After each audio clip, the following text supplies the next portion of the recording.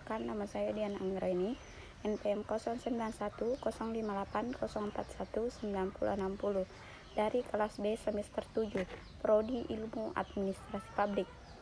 Baik, pada pertemuan kali ini saya akan membahas tentang tugas analisis kebijakan, yaitu isu politik korupsi bansos COVID-19. Di penghujung tahun 2020 yang lalu, masyarakat Indonesia dihadapkan pada dua kenyataan yang pahit. Di satu sisi, jumlah kasus penularan COVID-19 meningkat semakin tajam. Di sisi lain, ironisnya ada dugaan bahwa bantuan sosial bansos yang ditujukan untuk meringankan derita masyarakat akibat pandemi justru dikorupsikan. Berbagai laporan dugaan penyelewengan bansos pandemi juga telah diterima oleh aparat penegak hukum di berbagai daerah di Indonesia. Masalah pertama terjadi pada akurasi data acuan penetapan penerima bansos. Masalah kedua adalah bansos rentan dimanfaatkan untuk kepentingan politik.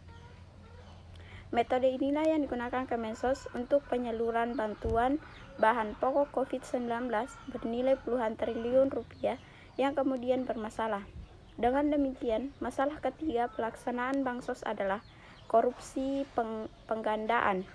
Dalam korupsi bansos COVID-19, kontraktor pengadaan diduga memberikan upah kepada pejabat di Kemensos atau atas petunjuk sebagai penyedia paket bansos pandemi.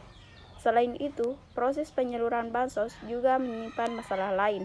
Misalnya, penyaluran kepada calon penerima fiktif atau penyaluran kepada kroni-kroni pejabat publik dengan tujuan agar dana bansos masuk ke kantong pribadi atau kelompok. Ini terjadi dalam kasus korupsi bansos di Bandung tahun 2010. Tindakan korupsi merupakan tindakan yang sangat merugikan negara.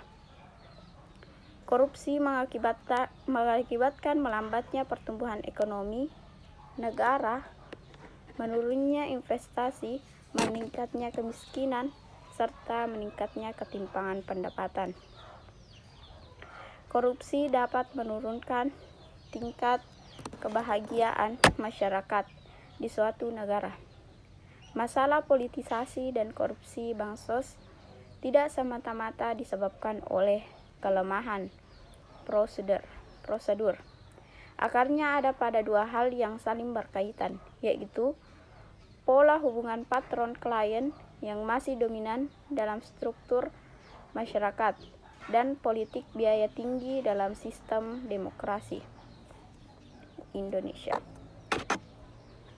Ya, karena masalah tersebut bisa saja terus berlanjut dan akan terus berkembang karena jika tidak ada kebijakan yang menanganinya, dan orang-orang atau pejabat bisa saja terus melakukan hal tersebut karena dianggap hal sepele. Maka dari itu, kebijakan sangat penting untuk isu tersebut. Hal yang dapat dilakukan untuk mencegah korupsi pertama adalah membangun pengetahuan masyarakat terkait dengan penganggaran publik guna meningkatkan partisipasi masyarakat dalam proses penganggaran. Kedua, perlu ada upaya serius untuk menciptakan sistem pembiayaan politik yang efektif, transparan, dan akuntabel, sehingga penyalahgunaan anggaran untuk membiayai kegiatan politik dapat diminimalisir. Jika tidak ada kebijakan dalam menangani isu tersebut, para pejabat akan dengan mudahnya melakukan korupsi.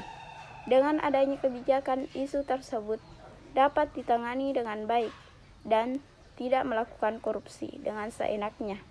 Jika ada kebijakan studi menunjukkan bahwa pengaturan pembiayaan politik di Indonesia saat ini tidak berfungsi karena partai politik mengabaikan peraturan-peraturan tersebut dan maraknya donasi gelap dan perilaku korupsi untuk mendanai kegiatan politik ke depan. Kerangka pembiayaan politik melalui donasi masyarakat atau pembiayaan negara perlu diterapkan secara lebih efektif. Demikian dari saya. Billahi fisabilillah, fastabiqul khairat. Assalamualaikum warahmatullahi wabarakatuh.